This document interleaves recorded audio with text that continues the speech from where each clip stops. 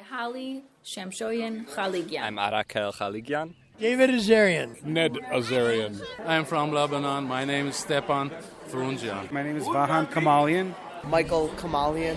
My name is Mark Gavor. I'm Jim Hardy. Mary Jabilian.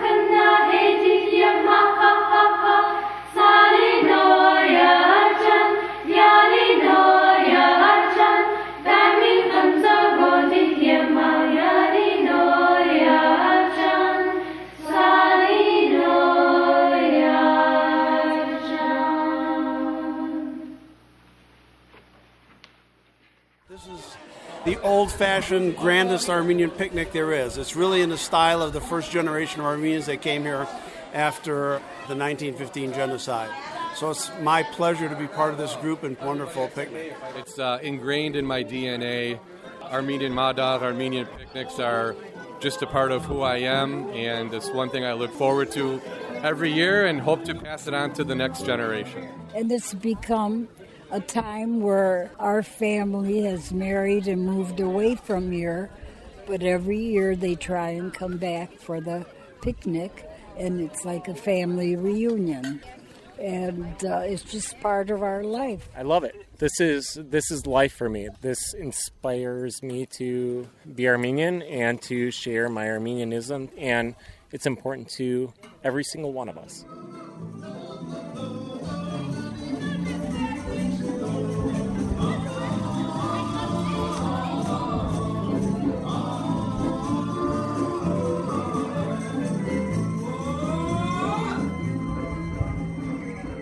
Zorab Khaligian, and I grew up in the Boston Armenian community, and I met my future wife, Holly, in 1988, and by 1991, I moved to Racine. And even though the Armenian community is much larger in Boston, and picnics used to be big things, the Racine St. Hagop Armenian Madagh is something that I have just never seen anywhere.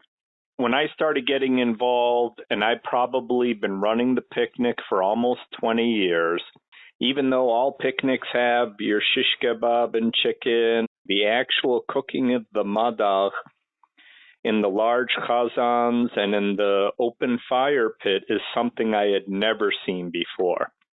You know, they had basically transported their village life from Western Armenia to Racine, Wisconsin. And of course, in larger communities, they tend to do things on a larger basis. And I think those types of village traditions get lost in the larger communities. This is a glimpse into an old way of life. Growing up here at St. Hagop, I really just feel so blessed to have grown up in this community. This church I've always referred to them as my extended family. I always got the sense that St. Hagop and the Racine community is just so tight-knit. Everybody knows everybody, and everybody is close to everybody for the most part, at least when you compare it to some of those larger areas. And that's always something I've been proud of. There have been some moments, when I was younger where, I wish we were a bigger community. But then when I see the differences in terms of how close everybody is, it's really something I've become grateful for. My name is Jim Yagershin, and lived in the South Milwaukee and Racine areas until I was 26 years old, and then moved out to California. I lived in Fresno, California for many years. I live in Huntington Beach, California at the current time. I've been going consistently to the Madagh since I was a little kid. After I moved to California, I've come back. The Armenian community in Racine is pretty much everybody knows each other because they all grew up there. People in the California community, Armenian communities, are pretty much transplants from different communities throughout the world, whether they're from Beirut or from Istanbul or, Syria, whatever it is. And there are a lot of people that we all speak Armenian, perhaps, but we don't necessarily know each other. When I come back to the Racine community, it's a small community. You got maybe 200 people, but we all know each other. The community makes me feel like, oh, why did I leave? It's like the thing for the community here.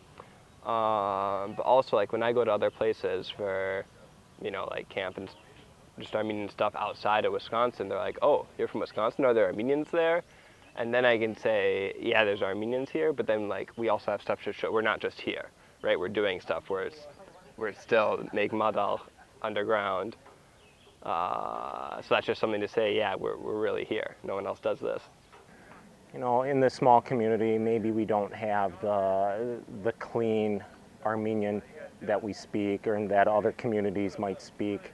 Our numbers may not be as strong and heavy as some of the larger communities, but our heart has always been there, and our fight is always there. I feel that makes me.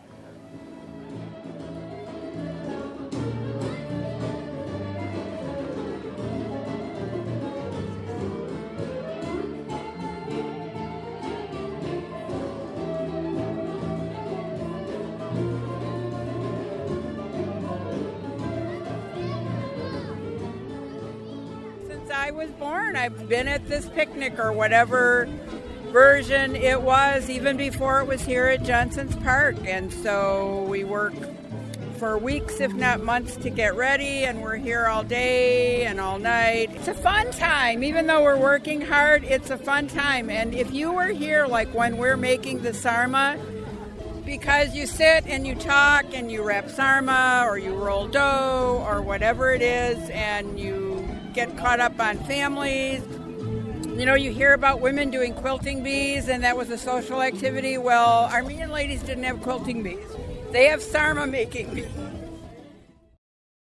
Testing, 1, 2, 3. These are derevs here for me. They've got holes, can't you see? Oh, very good. They're all working on 5,000 sarma. I was here from 9 o'clock. I don't know what time it is now. So, and there's a whole troop of people rolling them. And we've been doing these for generations. I learned how to make sarma with my grandmother when I was just a little girl. And I would like to cook with her. And my mother would roll sarma. My daughter knows how to roll sarma. My sister knows how to roll sarma. Her 2 Chinese adopted daughters know how to roll sarma. Oh, wow. So it's a family affair. And the older ladies who started the church here, they've been doing that stuff ever since then. They've had picnics. It's not always been in the same place. But every year people come together and make food. When I start cooking the Madagh, learning from the older generation, and they used to put the thing on a fire. They used to talk history of what they used to do. They never watched the fire. They never watched what's happening over there. And we're the one starting, hey, how come this guy, he's not watching, he's not doing this? So,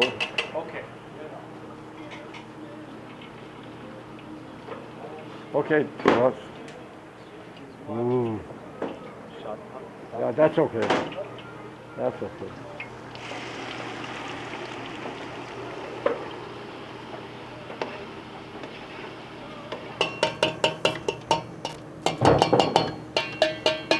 If you leave this one on, what would happen? Burn, and you don't want it.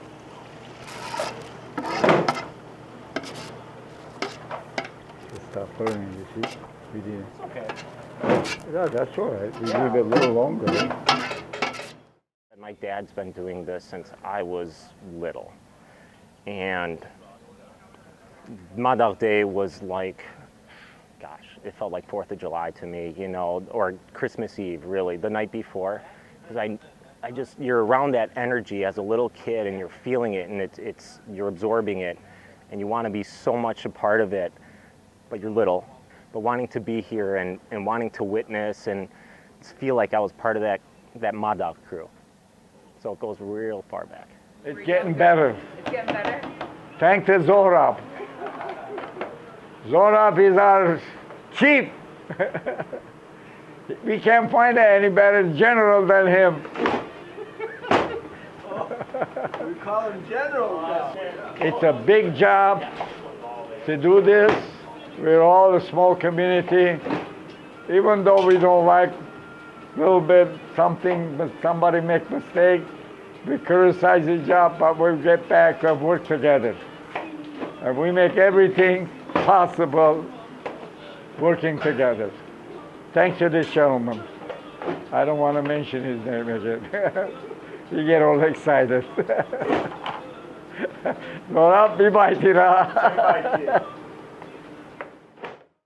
When people say it's hard work, I say, this isn't work. What I do Monday to Friday, that's work. That's my living. The Madagh and doing things in the community, for me, that's play. That's my hobby. That's what I get enjoyment from. And sometimes it can be frustrating, but when people are on and we're together and we're working hard and talking less, that's when I'm in my glory, because then everybody gets what makes me work at that point. When you kind of put your mind to the side and you're just rolling up your sleeves side by side, that's what I envision our village life was. That even though it was hard, the reward was, hey, we're all together and we're living a good life together.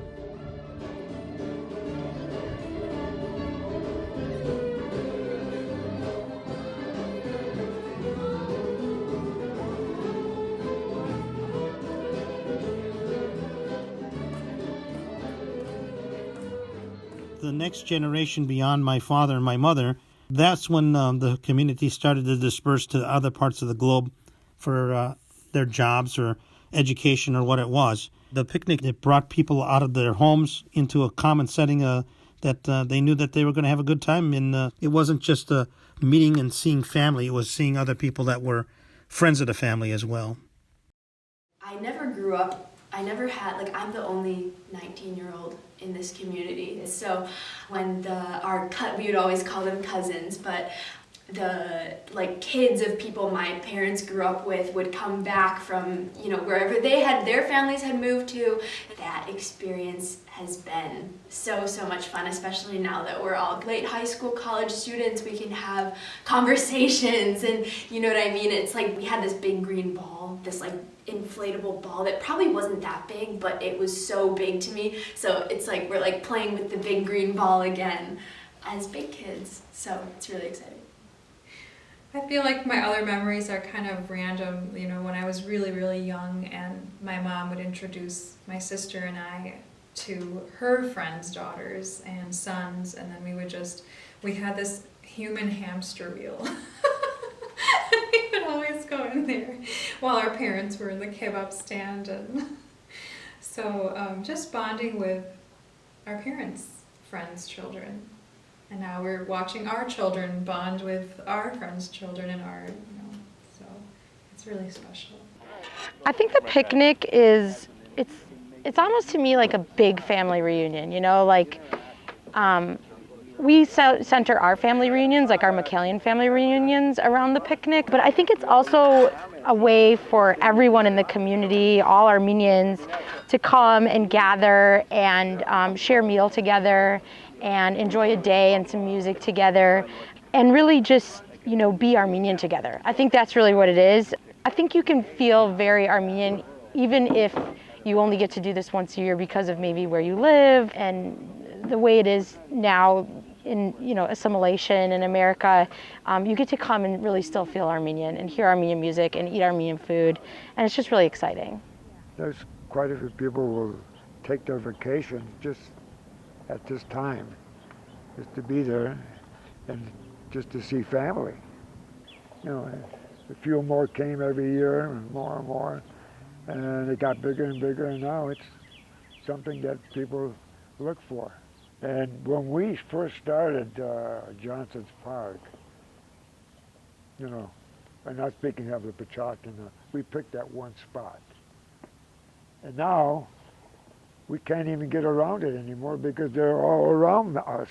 We were the only ones there because we wanted to get away from the crowd. What I've noticed over the many years that I've been attending after I left the Racine St. Hagop community is that the picnic is now more broad-based. We're drawing Armenians from other communities, not only South Milwaukee or Milwaukee, but I'm talking about people from Detroit come or Chicago area. When I was growing up, it wasn't as expansive. Coming to the Madagh this year, my flight stopped over in Detroit before coming into Milwaukee, and I just happened to hear some Armenians talking while I was ordering something to eat. So I went up to them. We introduced each other, and I don't know these people. They don't know me. And I says, "Where are you going?" And they said, "Oh, we're going to Hayastan." I says, "Oh." And they asked me where I'm going. And I says, "Well, I'm going to Hayastan too." And they said, "Really?" "Yeah." I says, "It's called Racine, Wisconsin." "Oh," she says, "we heard about that Madagh." She says, "One of these years we're going to go." I says, "Don't say one of these years." I says, "Plan it and do it." So here I'm talking to some people that I don't even know. I'm laying it online that, you know, this is like a Mecca. You have to go to this Madagh.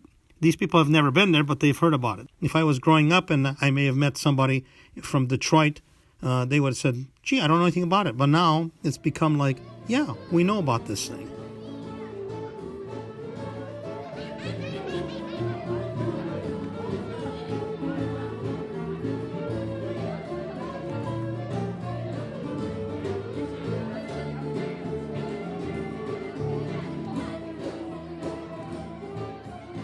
And outsiders notice it right away. It really is a family event.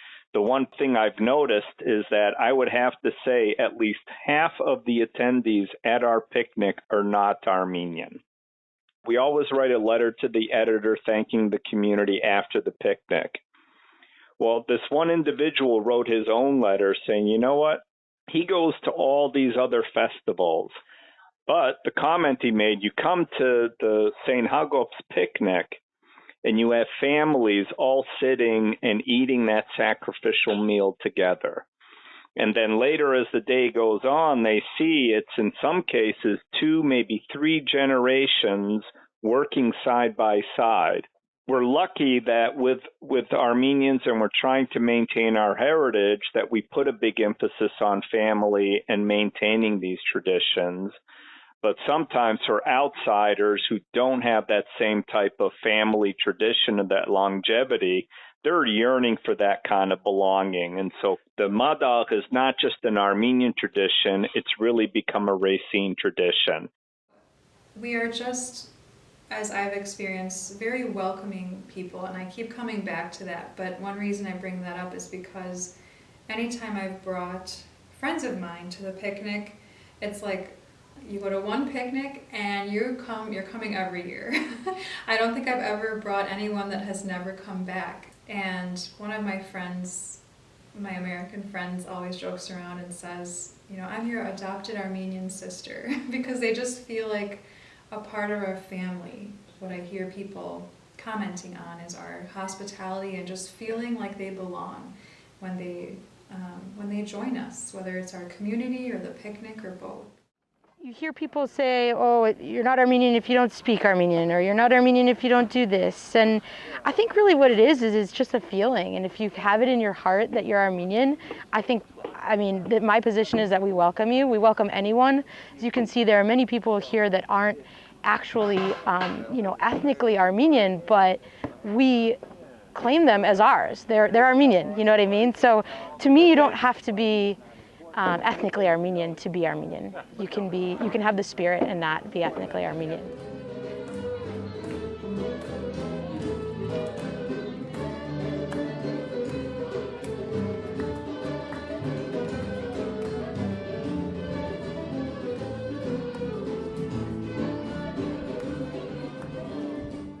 with Armenians, we have this built-in kind of sense of belonging. But it's gotten to a point where it's a choice, because in a lot of ways, being Armenian is not easy, because you almost have this dual life. All right, do I speak Armenian or do I speak English? Do I eat American food or do I make Armenian food? In some ways, and I don't like to always go back and look at the tragedy in our history, but because of the genocide, we also have this drive to say, well, listen, they tried to wipe us off of the earth. We need to make sure and prove them wrong that you can never wipe us off the earth. You know, out of the vast array of nationalities and cultures in the world, Armenians have survived millennia. I am a survivor of a person who survived the Armenian genocide, and that's the identity, is that we're survivors. And so being Armenian is whatever aspect. It's choosing something and then keeping that and moving forward. And the key is that we can't expect the kids or that younger generation to do it exactly like we did. It's important to empower them. First, we need to teach them, show them the tradition, but then also let them take that and build upon it. They need to make it their own. We need to make sure, whether it's a small job or a big job, that everybody helps, and that empowering is important. If we just basically sat there and looked over their shoulder to make sure they did it exactly like we did, they wouldn't be learning anything at all, and they wouldn't feel that pride. They would just be mimicking what they saw their parents do. We need to engage them. We need to empower them so they make the decision, again, the choice to be Armenian and to be part of this community, because ultimately we're not just trying to maintain a tradition. We need to continue the tradition to maintain and promote our future. For me, the Madagh will give us that spark to get us through the whole year, physically, spiritually, as well as, of course, financially. But it's key that once they feel that pride, then they'll start looking, what else can I do to help my community or my village out? Madagh is special. I mean, look at this. You don't see this anywhere in Racine. And I have been a part of this side of it for, well, I feel like my whole life, because my dad's been doing it forever, since I can always remember, since I was really little. I guess in the last several years, they're kind of grooming me to be a bigger part of the offering, the Madagh, which I feel is special. It's a good way to pay some homage to, again, like I said, those forefathers, the first generation that came here and that brought this tradition from their villages. And we're still continuing it. So I love this. You know, I've been doing it my whole life. We would go Madagh shopping. We fill up pallets of shopping stuff from Sam's Club, not carts, pallets.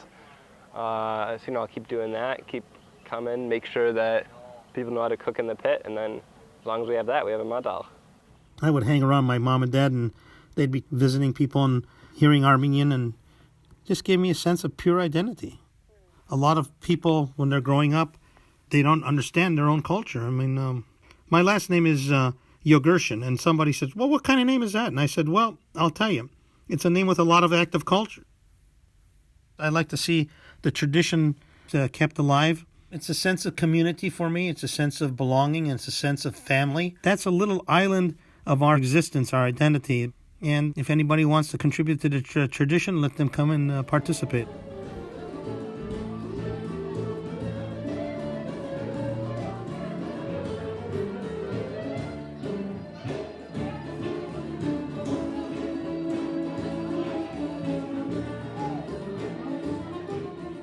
If you really want to picture what an old nostalgic village life of everyone working together as one and enjoying that and celebrating it, come and check this out. Even though the Madagh is totally unique in what we do and how we prepare and all of that, just the idea of seeing this picnic ground of families all joined together at tables, and then even the individuals that aren't part of those families coming and viewing that and they feel it, that's what it is. It's something that is really unique in this day and age. When I come back to Racine, Wisconsin, go to the Madagh, I feel like I'm welcome home. When I leave, it's an uplifting feeling that sustains me for several months afterwards, and it's like I keep looking forward to the next Madagh.